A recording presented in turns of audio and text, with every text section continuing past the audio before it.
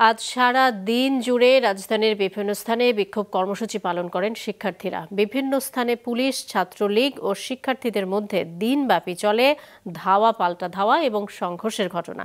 এতে একজন নিহত ও অর্ধ শতাধিক আহত হয়। দাউদ হাসানের রিপোর্ট।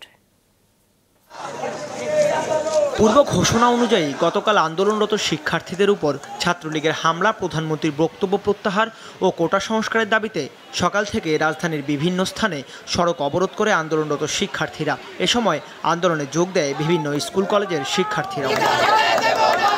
সকাল 11টার পর থেকেই ঢাকার উত্তরের আবদুল্লাপুর, বাড্ডার প্রগতি সরণি, বনানী, রামপুরা, মুগদা, উত্তরার বিভিন্ন সড়ক, বিমানবন্দর, নর্দা, মিরপুর 10 নম্বর, ধানমন্ডি, রাপা প্লাজা, যাত্রাবাড়ি এবং mayor Hanif flyover, science lab মোড় অবরোধ করেন বিভিন্ন শিক্ষা প্রতিষ্ঠানের শিক্ষার্থীরা। মহাখালীতে রেল লাইন অবরোধ করেন আন্দোলনকারীরা। এতে সারা দেশের সঙ্গে রাজধানীর রেল যোগাযোগ বন্ধ হয়ে গেছে। বিকেলে শিক্ষার্থী ও পুলিশের মধ্যে ধাওয়া পাল্টা ধাওয়া ও সংঘর্ষের ঘটনা ঘটে। এ সময় মহাখালীর পুলিশ বক্সে আগুন দেয় আন্দোলনরত শিক্ষার্থীরা।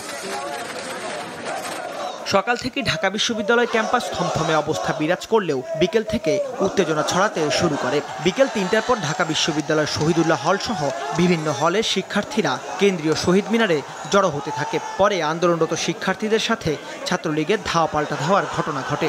এদিকে সায়েন্স ল্যাব এলাকায় একই দাবিতে আন্দোলনরত শিক্ষার্থীদের সাথে ছাত্রলীগের ধাওয়া পাল্টা ধাওয়া ও সংঘর্ষের ঘটনা ঘটে।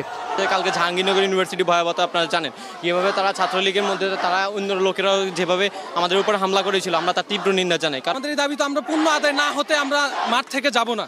তা আমাদের দাবি সরকার মানবে এবং কেন আমাদের ক্যাম্পাস রক্তাক্ত এর জবাব দিবে। ছাত্রলীগের সন্ত্রাসীদের বিরুদ্ধে আমরা হুঁশিয়ার, সাবধান। ছাত্রলীগের সন্ত্রাসীরা ক্যাম্পাসে থাকতে পারবে না। আমরা তাদের ক্যাম্পাস বিভাগেও বয়কট করব। আমাদের ভার্সিটির থেকে আমরা যারা ছাত্রলীগ করে, ছাত্রলীগ সমর্থন করে, তাদের বয়কট করতেছি। বিকেলে ঢাকা কলেজের সামনে এক যুবকের রক্তাক্ত দেহ পড়ে থাকতে দেখা যায়। ঢাকা মেডিকেলে নেয়ার পর ডাক্তার তাকে মৃত ঘোষণা করেন। মৃত্যুর বিষয়টি নিশ্চিত করেন ঢাকা মেডিকেল কলেজ পুলিশ ফাঁড়ির ইনচার্জ বাচ্চু মিয়া। এদিকে বিকেলে ক্যাম্পাস থেকে বহিরাগতদের সরে যেতে টিএসসি এলাকায় মাইকিং করার সময় ঢাকা বিশ্ববিদ্যালয়ের প্রক্টোরিয়াল বডির উপর হামলা চালায় আন্দোলনকারীরা। এই ঘটনায় আহত হয়েছেন ঢাকা বিশ্ববিদ্যালয়ের সহকারী প্রক্টর আব্দুল মুহিত। দাউদ হাসান, মাছরাঙা সংবাদ, ঢাকা।